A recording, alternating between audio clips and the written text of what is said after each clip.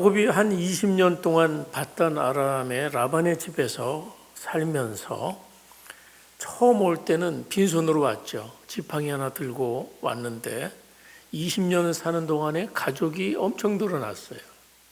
그 다음에 재물도 엄청 늘어나서 거부가 되었습니다. 그런데 하나님께서 이제 때가 돼서 야곱에게 내 고향으로 돌아가라 하나님 말씀하셨죠. 그 야곱은 이제 고향으로 발길을 옮겨놓기 시작합니다. 근데 고향으로 돌아가는 야곱의 마음이 너무나 힘들어요. 왜 그럴까요? 그것은 형님 때문이죠. 형 에서와의 그 앙금이 아직 풀어지지 않았기 때문에 지금 20년 만에 돌아가는데 야곱의 관심사는 그거예요. 과연 형 에서가 자기에 대한 그 복수의 감정을 누구려뜨렸을까? 얼마나 궁금하겠습니까? 그래서 너무나 불안한 나머지 먼저 그 에서에게 사신을 보내요. 에서에게 가서 좀 갔다 오라고 사신을 보내는데 그 사신이 돌아와서 보고를 하는 이야기는 너무나 절망적인 보고를 했습니다. 그것은 에서가 400명의 군사를 이끌고 자신을 맞으러 온다는 것이에요. 야곱에게 멘붕이 왔겠죠. 거의 정신줄을 잃을 뻔한 그런 두려움에 휩싸이는 것이죠. 자, 그래서 그는 급하게 머리를 써서 자기에 있는 모든 혈육과 이 재산들을 두 떼로 나눴어요. 자, 왜 이렇게 했냐면 한 떼를 먼저 에서가 와서 치면 그 사이에 나머지 떼를 데리고 도망을 치기 위해서 그런 전략을 세웠습니다. 그리고 야곱은 기도하기 시작합니다. 그런데 지금까지 야곱이 하나님 앞에 기도했다는 기록이 없었어요. 물론 20년 전에 떠나올 때 베델에서 그때 서원을 하긴 했지만 그거는 기도라기보다는 하나님이 그 밤에 만나 주셨기 때문에 너무 감사해서 내가 이렇게 살겠습니다라고 서원했지만 엄밀한 의미에서 기도라고 보기는 어렵죠. 오늘 이번에는 그가 웬일인지 기도를 합니다. 그런데 그 기도의 내용을 보면 내 조부 아브라함의 하나님, 내 아버지 이삭의 하나님 하고 불러요. 의미가 있지 않아요, 여러분? 자, 야곱은 평소에는 주로 자기 뜻대로 살았어요. 자기 마음대로 살았던 사람이지만 지금 인생의 밑바닥에 떨어지니까 뭐가 생각이 나는 거예요? 부모님이 섬겼던 하나님이 기억이 나는 겁니다. 그래서 야곱은 사실 야곱이 조부 할아버지 아브라함으로부터 하나님 이야기 들었겠죠. 또 아버지 이삭으로부터 하나님 이야기를 들었습니다. 그래서 그는 부모님이 믿었던 그 하나님의 이름을 다시 기억을 하고 있는 거예요. 여러분, 신앙은 그렇게 배우는 거예요. 신앙은 그렇게 배우는 거예요. 하나님이 우리에게 신앙을 가르쳐 주실 때 부모를 통해서 가르쳐 주시는 방식을 택하셨다는 거예요. 그래서 신앙이 전수되고 가르쳐주는 주된 수단과 환경이 뭐냐? 교회가 아니에요. 목사가 아니에요. 바로 부모가 그 역할을 하는 겁니다. 부모와 가정이 사실은 신앙을 가르쳐요. 여러분, 세계 종교 속에 부모의 신앙이 자동으로 전수되는 종교가 있습니다. 전도하지 않아도 되는 종교가 2개가 있어요, 세상에. 그게 뭔지 아세요? 하나는 이슬람이에요. 이슬람은 굳이 무슨 전도 이런 게 없어요. 왜냐하면 아예 거긴 다 믿어버리니까. 태어나면 부모로 자연스럽게 그냥 다 믿어요. 그러니까 이슬람은 우리 전도하지 않아도 다 이슬람 교인이에요. 이슬람. 그 다음에 또 하나가 있어요. 누굴까요? 유대인들입니다. 유대인들. 유대인들은 유대교죠. 말하자면 유대인들은 신앙이 그냥 자동으로 전수가 돼서 그 유대교 신앙을 따라 2000년 동안 흩어져 살면서도 그들의 종교성이나 정체성을 잃어버리지 않고 유대인으로 살아갈 수 있는 거예요. 그런데 똑같은 종교를 믿으면서도 왜 기독교인들은 부모의 신앙이 자녀에게 전수가 잘 안 되는지 오늘 우리가 한번 생각을 해봐야 됩니다. 오늘 특별히 부모된 여러분, 여러분의 자녀들이 인생의 고난이나 그런 어려움의 현장에 홀로 남겨질 때 그들이 가장 먼저 부르는 이름이 하나님이 되기를 바랍니다. 제가 잘 아는 어떤 목사님이 이제 미국에 계셨는데 이분이 이제 형님이 예수를 믿지 않았어요. 근데 어느 날 형님하고 여행을 가다가 고속도로에서 사고가 났어요. 갑자기 차가 막 달려와서 들이받으려고 하는 게 보이는데 이때 목사님이 쥐야 하고 소리를 질렀습니다. 그 다행히 차가 살짝 비껴면서 차 옆에만 조금 긁혀주고서는 기적적으로 살았다는 거예요. 이 목사님의 간증이 기적적으로 살았다는 게 간증이 아니에요. 그때 그 형님이, 예수를 안 믿던 형님이 이렇게 얘기를 하더랍니다. 나는 인생의 위기가 왔을 때 부를 이름이 없더라. 그런 생각이 퍼뜩 들더래요. 자기 동생은 위기가 오니까 주야 하고 하나님의 이름을 부르는데 나는 위기가 오면 난 무슨 이름을 부르지? 하면서 그 형님이 그때부터 예수를 믿었다. 그런 간증을 들었습니다. 여러분, 자녀에게 돈이나 명예를 물려주는 것보다 중요한 것은 위기를 당할 때에 우리 엄마의 하나님, 우리 아빠의 하나님 도와주세요.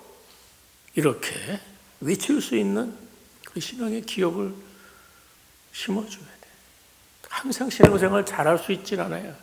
믿음의 자녀라도 곁길로 가기도 하고 그렇게 하는 것이에요. 그러나 정말 위기 때는 엄마의 하나님, 아빠의 하나님이라도 기억이 나서 부를 수 있는 은혜가 있어야 될 줄 믿습니다. 근데 오늘 야곱의 기도는 굉장히 솔직해요. 자기가 위기를 맞으니까 할아버지의 하나님, 아버지 이삭의 하나님 부르면서 그가 기도하는 내용이 그거예요. 하나님, 제게 고향으로 가라고 하시지 않았습니까? 형 에서가 자기와 자기 처자를 이제 치게 되면 내 씨로 바다에 셀 수 없는 모래와 같이 있게 많게 하리라 한 약속이 어떻게 이루어질 수 있어요? 하면서 하나님의 약속을 붙들고 따지듯이 기도해요. 그러니까 이 기도는 굉장히 절박한 기도라는 걸 알 수 있죠. 절박합니다. 그런데 보세요. 이렇게 기도했으면 어때야 돼요? 평안해야 되죠. 평화로다 하고 뭐 이렇게 돼야 이제 보통 순서인데 야곱은 기도했는데도 들음이 가시질 않아요. 기도했어도. 야곱은 하나님의 도우심을 구하고 은혜를 구했지만 여전히 머릿속은 복잡합니다. 그래서 야곱은 오직 한 가지 생각밖에 없어요. 그것은 형님 에서의 마음을 누그러뜨려야 된다. 그 생각이에요. 그래서 이번에는 어떻게 하냐면 예물 공세를 해요. 아까는 사신을 보내서 한번 떠받고 그 다음에 두 때로 나눠서 이제 대비를 했고 그래도 불안하니까 이번에는 예물을 보냅니다. 예물을 보내는데요. 그 예물의 규모와 순서를 굉장히 심리적으로 배열을 합니다. 그러니까 이 예물을 한꺼번에 달랑 보내지 않아요. 어떻게? 몇 개 나눠서 보내요. 예물이 계속 들어오는 거예요. 막 계속 들어와. 조금 있다가 또 예물 들어오고. 그럼 사람이 어떻게 될까요? 마음이 누그러지잖아요. 예, 선물을 보고 마음이 누그러지라고 예물을 그렇게 나누는 거예요.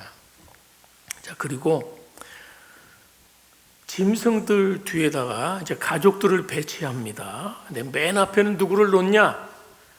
여종, 자기 아내는 아내인데 아내의 여종이 부인이 됐죠. 누구예요? 시라와 비라 하고 그 다음에 거기서 나온 자녀들을 거기다 세웠어요. 그 가족을 거기다 그 아들들을 세우고 그 다음 라인에는 누구를?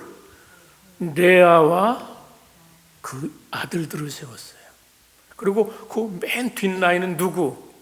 자기가 가장 사랑했던 아내 라헬과 그 아들 또 누구요? 요셉을 거기다 배치를 한 거예요. 이것만 봐도 요셉이 어떤 사람인지 아시겠죠? 야곱이. 자, 여러분 생각해 보세요. 맨 앞에 서게 된 이 여종과 그 아이들은 얼마나 상처가 됐겠어요. 우리 아버지가 우리를 인간 방패막이를 삼는 거구나. 상처가 됐을 것 같아요. 예? 서운했을 겁니다. 자, 그러면서 이제 자연스럽게 오늘 말씀으로 이어지는 거예요. 자, 22절, 23절 다 함께 읽겠습니다. 시작. 밤에 일어나 두 아내와 두 여종과 11아들을 인도하여 야복 나루를 건널세 그들을 인도하여 시내를 건너가게 하며 그의 소유도 건너가게 하고. 자, 예물을 먼저 보내고 그 다음에 가족들을 이런 순서대로 이제 건너 보내고 이제 달랑 혼자 남았어요. 야복 강가에 혼자 남았습니다. 24절을 보시면 야곱은 홀로 남았더니 어떤 사람이 날이 새도록 야곱과 씨름하다가, 야곱이 지금 칠흑 같은 어두운 밤인데 야복 강가에 혼자 남아 있어요. 이것은 지금 야곱이 절대 고독과 절대 절망의 기로에 서 있어요. 하나님은 이런 시간에 역사하시죠. 하나님은 때로 우리를 고립무원과 같은 야복 강가로 부르실 때가 있어요. 내가 쌓아 올렸던 어떤 인간적인 방패막이가 사라질 때가, 내가 믿었던 사람이 사라지고, 내가 믿었던 어떤 물질이 사라지고, 내가 믿었던 어떤 것들이 사라지면서 아무도 없이 내가 혼자다라는 생각이 들 때가 있어요. 내가 빈자리다라고 생각할 때가 있어요. 그때는 바로 하나님을 1대1로 독대할 수 있는 가장 거룩한 은혜의 성소가 될 수 있는 것이죠. 바로 이 지점에서 하나님이 개입하십니다. 칠흑같이 어두운데 야곱이 갑자기 어떤 사람의 습격을 받았어요. 그 밤에 야곱이 얼마나 소스라쳐 놀랐을까요? 이 형 아닐까? 형 에서가 보낸 암살자인가? 막 그런 생각 들었을 거 아니에요. 그런데 이 사람이 누굴까요? 갑자기 밤에 와서 태클을 거는 이 사람은 누굴까요?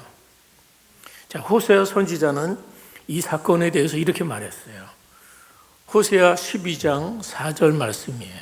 거기 보니까 천사와 겨루어 이기고 울며 그에게 간구하였으며 하나님은 베델에서 그를 만나셨고 거기에서 우리에게 말씀하셨나니. 그러니까 호세아 선지자는 이 사건을 가리켜서 여기 나타났던 낯선 사람이 누구라고 보는 거예요. 천사로 본 거예요. 천사. 분명하게 주목할 것은 하나님께서 천사를 통해서 씨름을 거셨다는 거예요. 예? 그렇다면 이분은 하나님이신 거죠. 하나님이 왜 굳이 야곱에게 싸움을 거셨을까요? 씨름을 하셨을까요? 그것은 평생 자기 꾀와 자기 힘으로 버텨온 그 야곱의 그 지독한 고집, 그래서 수단과 방법을 가리지 않고 남을 짓밟아서라도 움켜쥐려고 했던 그 야곱의 옛자를 무너뜨리기 위해서 오신 것이죠. 여러분, 야곱의 고집은요 아주 상상을 초월합니다. 오죽하면 이 시간에도 그 사람하고 싸움이 시작되는데 밤새 굽히지 않고 끝까지 버텨내요. 밤새 버텨내요. 하나님께 제왕하는 거죠. 그래서 하나님이 어떻게 하신다고요? 자, 이 본문 25절로 돌아와서 야곱이 얼마나 고집이 센지 놓치지 않습니다. 그때 이렇게 하죠. 25절, 자기가 야곱을 이기지 못함을 보고 그가 야곱의 허벅지 관절을 치매, 야곱의 허벅지 관절이 그 사람과 씨름할 때에 어긋났더라. 보세요. 야곱은 아마 에서의 발꿈치를 막 붙들고 늘어지는 것처럼 힘을 다해서 필사적으로 그 천사를 붙잡았어요. 근데 이 씨름이 뭐 2, 3분하고 끝낸 씨름이 아니에요. 적어도 오늘 본문에 보면 동트기 전까지, 새벽녘까지 이 씨름이 계속됐어요. 그래서 이 사람이 자기가 야곱을 이기기 힘들다고 생각하고 어떻게 했다고요? 야곱의 허벅지 관절을 콱 쳤어요. 그러자 야곱이 모든 힘을 쭉 잃고서 엎드려지는 거죠. 내 힘으로 버틸 수 있는 한계를 뛰어넘은 것입니다. 자기 힘으로 얕은 꾀로 힘없이 달려왔던 야곱의 능력이 어떻게 해요? 이 순간에 파산 선고를 받았던 것이죠. 이게 철저하게 무능력의 상태가 되니까 비로소 야곱은 깨지는 거예요. 허벅지 관절이 어긋나서 더 이상 두 발로 설 힘조차 없어진 야곱은 비로소 그 자리에서 손을 드는 것이에요. 자, 이때 야곱은 자기를 이긴 이 씨름꾼이 누군지를 이제 알기 시작해요. 그래서 그는 자기보다 강한 분이죠. 그는 하나님이죠. 야곱이 뭐라고 말합니까? 당신이 내게 축복하지 아니하면 가게 하지 않겠습니다. 그래서 끝까지 붙들고 놓아주지 않은 거예요. 아까 우리 호세아 선지자가 그렇게 말했죠. 울며 그에게 간구했다라고 말씀한 것처럼 이제는 하나님은 도와주시지 않으면 안 됩니다 하고 간절히 매달리는 거죠. 이제 내 힘으로 할 수 있는 것이 없습니다. 하나님이셔야 합니다 하면서 항복 선언을 한 것이죠. 그 씨름꾼이 야곱에게 묻습니다. 내 이름이 무엇이냐? 이것은 야곱이 정체성을 물은 거죠. 자, 지금까지 야곱이 짊어지고 살아왔던 삶의 문제 방식을 묻는 거예요. 그의 지나온 삶을 묻는 것이에요. 자, 20년 전에 아버지 이삭이 야곱에게 이름을 물었어요. 그때 야곱이 뭐라고 대답했어요? 야곱입니다. 그랬습니까? 뭐라 그랬어요? 에서입니다. 왜? 형의 흉내를 냈거든요. 아버지의 축복을 따내기 위해서 야곱이면서도 너 누구야? 너 아무리 봐도 형 아닌데? 그때 그는 나는 에서입니다. 그는 그러니까 네 이름이 뭐냐? 이렇게 물어봤을 때 야곱의 일생이 이 이름에 있는 거예요. 그는 대답합니다. 내 이름은 야곱입니다. 무슨 말입니까? 나는 이름대로 나는 사기꾼이고 나는 거짓말자이고 나는 남의 뒷발꿈치를 잡는 자였습니다. 그러다 형을 속였고 아버지를 속인 사람이에요. 나는 속이는 자였습니다. 자, 그렇게 고백하고 나니까 하나님께서 이름을 바꿔주세요. 뭐라고요? 그래서 이름이 바뀌는 겁니다. 뭐라고요? 이스라엘. 28절 보시면 이는 내가 하나님과 미 사람들과 겨루 이겼음이니라.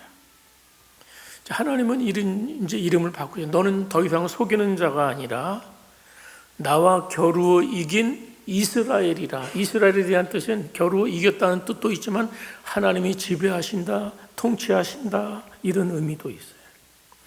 이제는 야곱이 이름이 승리자의 이름으로 바뀐 것입니다.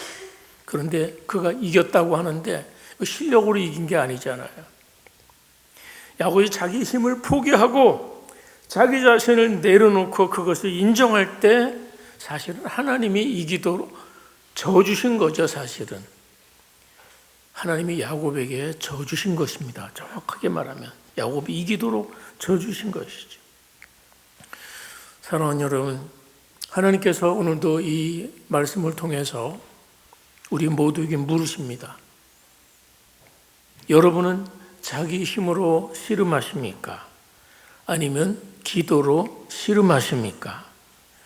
많은 사람들이 자기 힘으로 하나님을 섬겨요. 자기 힘으로 하나님을 섬겨요. 자기 힘으로 살아가는 너무 힘이 들어요. 예? 저는 이제 목회하면서 제가 느끼는 게 그거예요. 목회는 내 힘으로 하는 게 아니구나. 저는 자주 그걸 느껴요. 내 힘으로 하는 게 아니구나.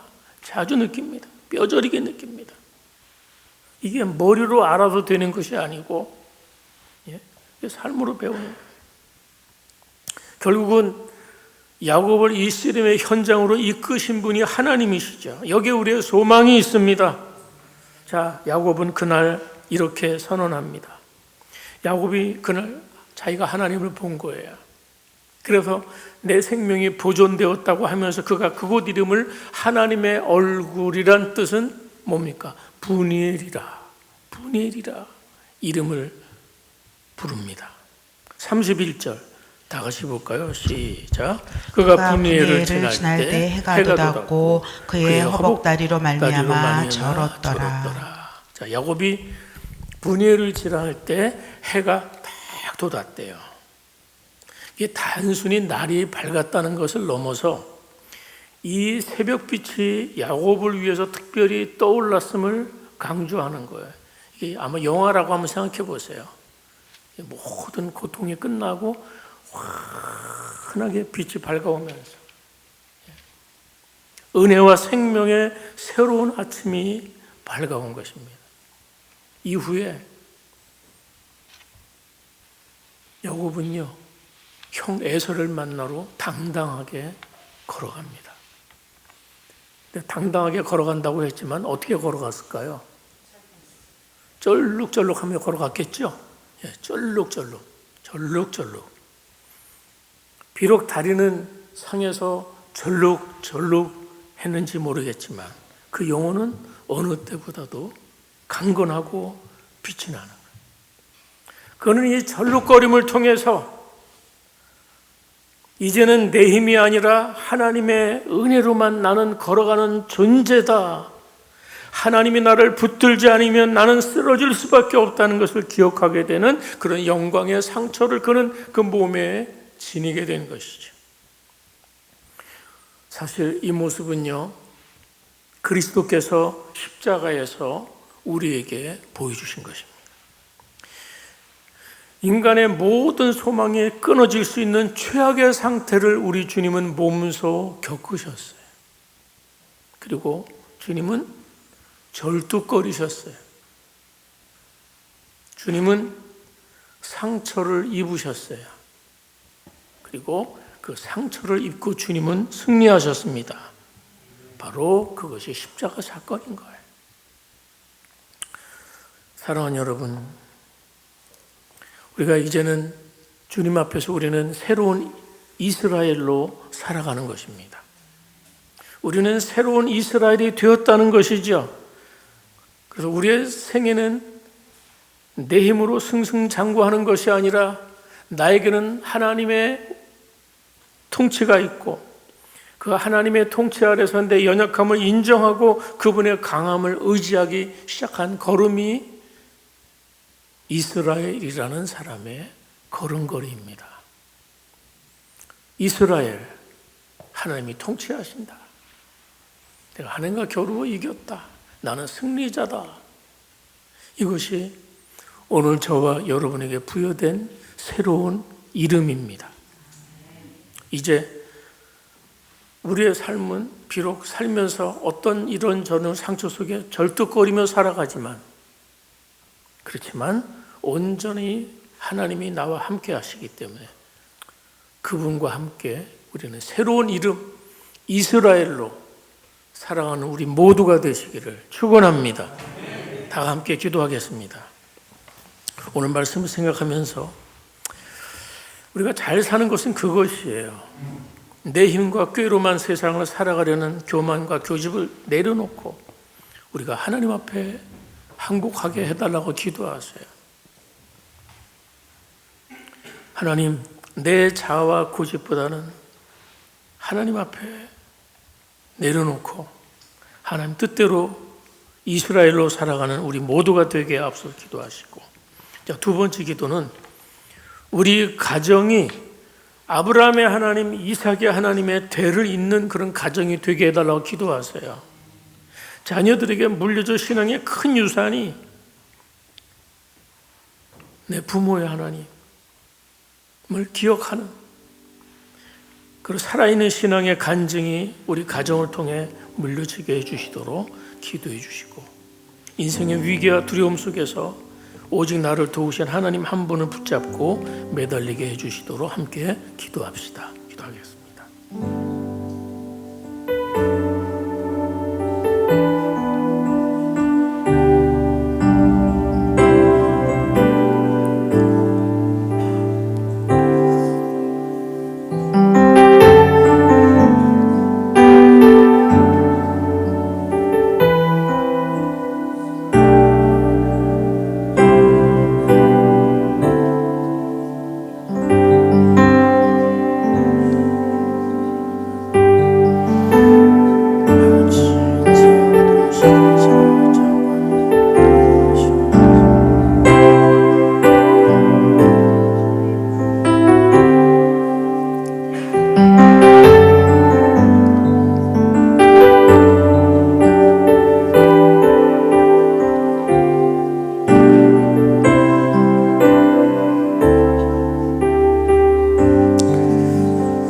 사랑과 은혜의 하나님 아버지, 오늘 말씀을 통해 우리의 모습을 보게 하시니 감사합니다.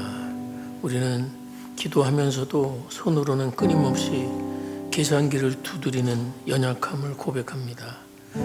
그래서 하나님, 우리가 하나님 앞에서 늘 두 손 들고 하나님의 통치에 무릎 꿇는 종들이 되게 하시고, 특별히 하나님, 우리의 자녀들이 인생의 험한 파도를 만났을 때 부모의 신앙을 기억하며 우리 엄마 아빠의 하나님 도와주세요 외칠 수 있는 신앙을 전수하게 도와주시옵소서. 특별히 야복 나루터에서 야곱을 만나주셨던 것처럼 우리 자녀 한 사람 한 사람을 인격적으로 만나주셔서 부모의 하나님이 아니라 이제는 나의 하나님으로 고백하는 이스라엘로 살아가게 도와주시옵소서. 예수 그리스도 이름으로 기도합니다. 아멘. 네, 우리 찬송가 500